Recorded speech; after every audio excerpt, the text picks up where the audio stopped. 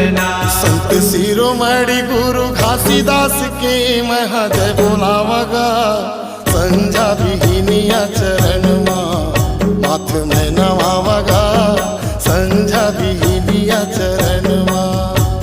संत शिरोमणि गुरु घासीदास के महा जय बोलावगा, संझा बिहिनिया चरण माथ में नवावगा, संझा बिहिनिया चरण।